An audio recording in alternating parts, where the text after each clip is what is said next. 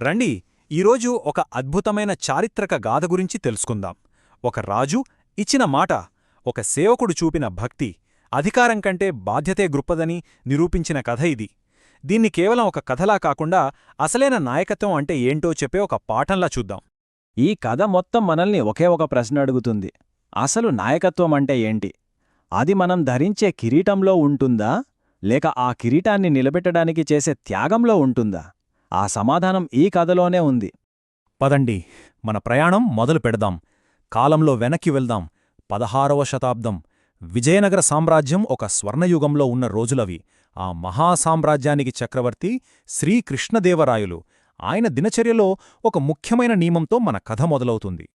అంటే ఇది రాయలవారికి మామూలు పూజ కాదనమాట. అది ఆయన పాలనకు, ఆయన ధర్మానికి ఒక పునాదిలాంటిది. ఆ సంప్రదాయాన్ని పాటించటం ఆయనకు దైవంతో మాట్లాడటంతో సమానం. అంత ముఖ్యమైనది. అయితే ఒకరోజు పెనుగొండలోని వేసవి విడిదిలో రాజ్య వ్యవహారాల హడావిడిలో పడి ఆ రోజు త్రయోదశి అనే సంగతే ఆయన మర్చిపోయారు. మధ్యాహ్న భోజనం అయ్యాక ఉన్నట్టుండి గుర్తొచ్చింది. అంతే, ఆయన గుండె ఆగినంత పనైంది. సమయమేమో పరిగెడుతోంది. సూర్యుడు అస్తమించే వేళ దగ్గరపడుతోంది. పెనుగొండ నుంచి హంపీకి దూరం 180 మైళ్ళు. ఇప్పుడు మనకు కార్లలో వెళ్తే ఇది పెద్ద దూరం అనిపించకపోవచ్చు. కాని ఆలోచించండి, గుర్రాలు, కాలినడక మాత్రమే ఉన్న ఆ రోజుల్లో అది దాదాపుగా అసాధ్యమైన దూరం. ఇక మిగిలిన సమయం ఎంత అనుకుంటున్నారు? కేవలం 3:30 గంటలు. ఆ కాస్త సమయంలో 120 మైళ్ల దూరాన్ని ఎలా అధిగమించాలి? ఇది మనిషికి సాధ్యమయ్యే పనేనా? రాజుగారి మాట నిలబడుతుందా? దైవకార్యం నెరవేరుతుందా? ఉత్కంఠ మొదలైంది. రాజుగారి ఆందోళన చూసి సభ మొత్తం నిశ్శబ్దంగా ఉంది. సరిగ్గా అప్పుడే మన కథలోకి మరో ముఖ్యమైన వ్యక్తి అడుగుపెట్టాడు. అతను రాజూ కాదు, మంత్రి అంతకన్నా కాదు, ఒక సామాన్య గొడుగుపాలుడు. అతని పేరు భూమానాయుడు. చరిత్ర గతిని మార్చే ఒక అసాధారణ పరీక్షకు అతను సిద్ధమవుతున్నాడని బహుశా అప్పుడు ఎవరికీ తెలీదు. చక్రవర్తి ఒక్క సైగ చేశారు. గాలిని చీల్చుకుంటూ దూసుకెళ్లే ఆయన యుద్ధగుర్రం పంచకళ్యాణి సిద్ధంగా ఉంది. రాజుగారు గుర్రాన్ని అధిరోహించగానే భూమానాయుడు కూడా కదిలాడు. ఒక్క మాట అడగలేదు, ఒక్క క్షణం కూడా ఆలోచించలేదు. రాజుగారిమీద ఎండపడకుండా గొడుగుపట్టి ఆ గుర్రం వేగాన్ని అందుకుంటూ పరుగు ప్రారంభించాడు. అది కేవలం విధి నిర్వహణ కాదు, అచంచలమైన భక్తి. ఊహించుకోండి, అది మామూలు పరుగు కాదు, అదొక యజ్ఞంలాంటిదు. గాలి వేగంతో పరిగెత్తే గుర్రంతో పాటు ఎండలో, దుమ్ములో, రాళ్లలో ఎక్కడ ఆగకుండా, అలుపన్నది లేకుండా పరిగెడుతూనే ఉన్నాడు. అతని లక్ష్యం ఒకటే, రాజుగారి కర్తవ్యం నెరవేరాలి. చివరికి హంపి గుడి గడపను తాకేసరికి రాజుగారు లోపలికి వెళ్లారు, పూజ పూర్తిచేశారు. కాని బయట భూమానాయుడు మాత్రం తన స్వామి కార్యం నెరవేరిందన్న తృప్తితో అక్కడే స్పృహతప్పి కుప్పకూలిపోయాన్. అయితే కథ ఇక్కడతో అయిపోలేదు. నిజానికి అసలు కథ ఇప్పుడే మొదలైంది. ఒక సేవకుడి భక్తికి రాజు ఎలా స్పందించారు? ఆ స్పందన ఎలాంటి అనూహ్యమైన మలుపుకు దారితీసిందో చూద్దాం. రాజవైద్యుల సపర్యలతో భూమానాయుడు కళ్ళు తెరిచాడు. అతని కళ్ల ముందు సాక్షాత్తు చక్రవర్తి కూర్చుని ఉన్నారు. ఆయన కళ్లల్లో ఆజ్ఞ లేదు, కేవలం ఆప్యాయత, కృతజ్ఞత. ఆ అచంచలమైన భక్తికి రాయలవారి హృదయం కరిగిపోయింది. అందుకే ఆ మాటన్నారు, ఏ వరం కావాలో కోరుకో, ఇస్తాను. భూమానాయుడు కోరిన కోరిక విని సభ మొత్తం గాలి పీల్చుకోవడం కూడా మర్చిపోయినంత నిశ్శబ్దంగా మారిపోయింది. మంత్రులు, సామంతులు, సైనికులు అందరి ముఖాల్లోనూ ఆశ్చర్యం, భయం, నమ్మలేకపోతున్నారు. ఒక గుడుగుపారుడు చక్రవర్తి కావడమా? ఇదేం వింత కోరిక! సభలో ఉన్న వాళ్లందరి ముఖాల్లో భయం, ఆందోళన కనిపిస్తుంటే శ్రీకృష్ణదేవరాయల ముఖంలో మాత్రం ప్రశాంతత. ఆయనకర్థమైంది. అందుకే కోపడలేదు, అనుమానించలేదు. కేవలం ఒక్కటే సూటి ప్రశ్న అడిగాలు. సరే, ఒకరోజు చక్రవర్తివై ఏం చేస్తావు? చూడండి, ఇది కదా అసలైన నాయకత్వమంటే. ఆ ఒక్క సమాధానంతో రాయలవారికి అంతా స్పష్టమైపోయింది.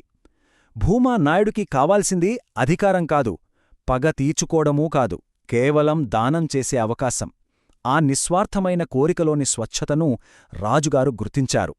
అందుకే ఏ మాత్రం ఆలోచించకుండా సరే అన్నారు. ఇప్పుడు అసలైన పరీక్ష మొదలు కాబోతుంది. ఇప్పుడు మనం చూడబోయేది చరిత్రలోనే ఒక అద్భుతమైన 24 గంటల పాలన. అధికారం చేతికి వస్తే ఒక సామాన్యుడు ఏం చెయ్యగలడో, ఎలా ఆలోచిస్తాడో ఇప్పుడు చూద్దాం. సూర్యోదయం అయింది. భూమానాయుడు సింహాసనమెక్కాడు. కాని ఆ 24 గంటలు తిండిలేదు, నీళ్లు లేవు. అతని చేతిలో రాజముద్ర ఉంది. అతని ముందు దానపత్రాల రాశి ఉంది. ఇక చూడాలి, విశ్రాంతి లేకుండా, అలుపు లేకుండా దానం దానం దానం. ఆగలేదు. 1 కాదు, 2 కాదు, ఏకంగా 7 పెద్ద సిరాపాత్రలు అతని దానాల ప్రవాహంలో పూర్తిగా ఖాళీ అయిపోయాయి. అంటే ఆలోచించండి, ఆయన ఎంతలా దానధర్మాలు చేసుంటాడో. అతని సంకల్పం ముందు సిరా సముద్రం కూడా ఇంకిపోవాల్సిందే. పాలన ముగియడానికి సమయం దగ్గరపడింది. చివరి దానపత్రం సిద్ధంగా ఉంది, కాని సిరాపాత్రలన్నీ ఖాళీ. ఇప్పుడు ఏం చేయాలి? ఆ క్షణంలో భూమానాయుడు చూపిన చొరవ అతని నిస్వార్థానికి పరాకాష్ట. రాజఖజానాలోని వనరులు అయిపోయినప్పుడు తన సొంత వనరును వాడుకున్నాడు. తన భార్యల నోటిలోని తమలపాకు రసాన్నే సిరాగా మార్చి ఆ చివరి దానాన్ని పూర్తిచేశాడు. అతను ఉద్దేశం ఎంత స్వచ్ఛమైనదో చెప్పడానికి ఇంతకంటే గొప్ప నిదర్శనం ఏముంటుంది? 24 గంటలు ముగిశాయి. భూమానాయుడు మళ్లీ సింహాసనం దిగి ఒక సామాన్యుడయ్యాడు. కాని కథ ఇక్కడితో అయిపోలేదు. శ్రీకృష్ణదేవరాయలిప్పుడు ఏం చేశారు? ఆయన తన మాటకు, తన ప్రజల పట్ల తనకున్న బాధ్యతకు ఎలా నిలబడ్డారో చూడాలి కదా. అదే ఈ కథలోని అసలైన ముగింపు. శ్రీకృష్ణదేవరాయలు తన సింహాసనాన్ని తిరిగి తీసుకున్నారు. కాని భూమానాయుడిని మళ్లీ గొడుగు పట్టమని చెప్పలేదు. ఒక్కరోజు చక్రవర్తిగా ఉండి అధికారాన్ని ఎలా వాడాలో చూపించిన వ్యక్తి మళ్లీ సేవకుడిగా ఉండకూడదని రాజుగారు నిర్ణయించుకున్నారు. అతని భక్తికి, నిస్వార్థానికి ప్రతిఫలంగా అతను జీవితాంతం గౌరవంగా బ్రతకడానికి ఒక శాశ్వతమైన బహుమతిని ఇచ్చారు. ఆ శాశ్వతమైన బహుమతే ఈ గొడుగు పాలపురం, అంటే గొడుగు పట్టినవాని ఊరు. భూమానాయుడి గౌరవార్థం రాయలవారు దానం చేసిన ఆ గ్రామం కాలక్రమేణ గోపాలపురంగా మారింది. నేటికీ ఆ ఊరు ఒక సామాన్య సేవకుడి అసామాన్య భక్తికి, ఒక మహారాజు వివేకానికి సజీవ సాక్ష్యంగా నిలిచివుంది. కాబట్టి మరోసారి ఆ మొదటి ప్రశ్నకే వద్దాం. ఆ ఒక్కరోజు నిజంగా ఎవరు పాలించారు?